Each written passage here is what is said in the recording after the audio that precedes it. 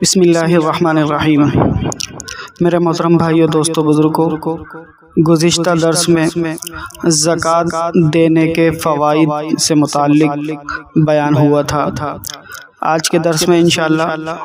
زکوٰۃ ادا نہ کرنے کے نقصانات اور وعیدیں جو قرآن و حدیث میں آئی ہیں ان سے متعلق بیان ہوگا۔ فریضہ زکوٰۃ کی ادائیگی پر جہاں اللہ تعالیٰ کی طرف سے بے شمار انعامات ملتے ہیں، وہیں اس فریضے کی ادائیگی میں غفلت کرنے پر قرآن کریم میں اور احادیث مبارکہ میں وعیدیں بھی آئی ہیں، اور دنیا اور آخرت میں ایسے شخص کے اوپر آنے والے وبال کا ذکر کثرت سے کیا گیا ہے۔ اس میں 11 ایسے شخص ہیں کہ جن کے بارے میں وعیدیں آئی ہیں اور جن کو اللہ رب العزت کی طرف سے نقصان کی وعیدیں بتائی گئی ہیں۔ پہلا وہ شخص جو زکوٰۃ ادا نہیں کرتا، اس میں غفلت کرتا ہے۔ سورہ توبہ آیت نمبر 34 اور 35 میں اللہ تعالیٰ ارشاد فرما رہے ہیں کہ جو لوگ زکوٰۃ ادا نہیں کرتے ان کے مال کو جہنم کی آگ میں گرم کر کے اس سے ان کی پیشانیوں، پہلوؤں اور پٹھوں کو داغا جائے گا۔ اسی طرح دوسری وعید سورہ آل عمران آیت نمبر 180 میں ایسے شخص کے مال کو توق بنا کے اس کے گلے میں ڈال دیا جائے گا۔ اسی طرح تیسری وعید سورہ بقرہ آیت نمبر 254 میں ایسا مال آخرت میں اس کے کسی کام نہ آ سکے گا۔ چوتھی وعید سورۃ اللیل آیت نمبر 5 سے 11 تک زکوٰۃ کا ادا نہ کرنا جہنم والے اعمال کا ذریعہ بنتا ہے۔ اسی طرح حدیث مبارکہ میں آتا ہے، پانچویں وعید ایسے شخص کا مال قیامت کے دن ایسے زہریلے ناگ کی شکل میں آئے گا جس کے سر کے بال جھڑ چکے ہوں گے اور اس کی آنکھوں کے اوپر 2 سفید نقطے ہوں گے۔ پھر وہ سانپ اس کے گلے کا توق بنا دیا جائے گا، پھر وہ اس کی دونوں بانچھیں پکڑے گا اور کاٹے گا اور کہے گا، میں تیرا مال ہوں، میں تیرا جمع کیا ہوا خزانہ ہوں۔ اسی طرح چھٹی وعید مرتے وقت ایسا شخص زکوٰۃ ادا کرنے کی تمنا کرے گا لیکن اس کے لیے سوائے حسرت کے اور کچھ نہ ہوگا۔ اسی طرح ساتویں وعید ایسے شخص کے لیے آگ کی چٹانیں بچھائی جائیں گی اور ان سے ایسے شخص کے پہلو، پیشانی اور سینے کو داغا جائے گا۔ اسی طرح 8ویں وعید ایسے افراد کو جہنم میں زری، زقوم، گرم پتھر اور کانٹے دار بدبودار درخت کھانے پڑیں گے۔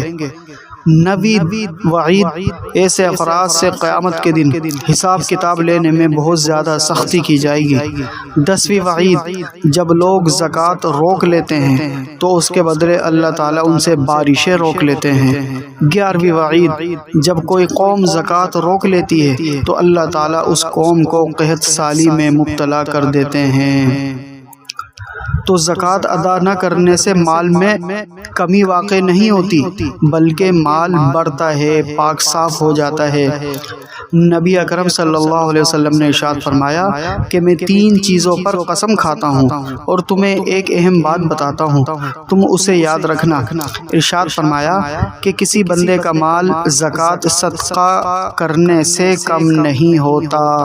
جس بندے پر بھی ظلم کیا جاتا ہے اور وہ اس پر صبر کرتا ہے تو اللہ تعالیٰ اس کی عزت میں اضافہ فرماتے ہیں، اور جو بندہ بھی سوال کا دروازہ کھولتا ہے تو اللہ تعالیٰ اس پر فقر اور تنگ دستی کا دروازہ کھول دیتے ہیں۔ نبی اکرم صلی اللہ علیہ وسلم نے اسی طرح کا کوئی جملہ ارشاد فرمایا، میں تمہیں ایک اور خاص بات بتاتا ہوں سو تم اسے یاد رکھنا۔ ارشاد فرمایا، دنیا تو 4 قسم کے افراد کے لیے ہے، ایک اس بندے کے لیے جس کو اللہ تعالیٰ نے مال اور دین کا علم دیا ہو، دونوں نعمتیں عطا کی ہوں تو وہ اس معاملے میں اپنے رب سے ڈرتا ہے، اس طرح کہ اس مال کو اللہ تعالیٰ کی نافرمانی میں استعمال نہیں کرتا اور علم دین سے فائدہ اٹھاتا ہے، اور اس علم دین اور مال کی روشنی میں رشتہ داروں سے صلہ رحمی کرتا ہے، اور اس مال میں اللہ تعالیٰ کے حق کو پہچانتا ہے۔ مثلا مال کو اللہ تعالیٰ کے لیے وقف کرتا ہے اور دین علم سے دوسروں کو تبلیغ، تدریس وغیرہ کے ذریعے سے فائدہ پہنچاتا ہے تو یہ شخص درجات کے اعتبار سے چاروں سے افضل ہے۔ دوسرا، اس بندے کے لیے جس کو اللہ تعالیٰ نے علم کی نعمت تو عطا فرمائی ہے لیکن مال عطا نہیں فرمایا، لیکن وہ نیت کا سچا ہے اور کہتا ہے اگر میرے پاس مال ہوتا تو میں فلاں آدمی کی طرح عمل کرتا جو کہ رشتہ داروں سے صلہ رحمی کرتا ہے اور اس میں اللہ تعالیٰ کے حق کو سمجھ کر عمل کرتا ہے، تو ایسے شخص اپنی نیت کے مطابق صلہ پاتا ہے اور اس شخص کا اور اس سے پہلے والے شخص کا ثواب برابر ہے۔ تیسرا، وہ شخص جس کو اللہ تعالیٰ نے مال کی نعمت عطا فرمائی لیکن علم کی نعمت عطا نہیں فرمائی،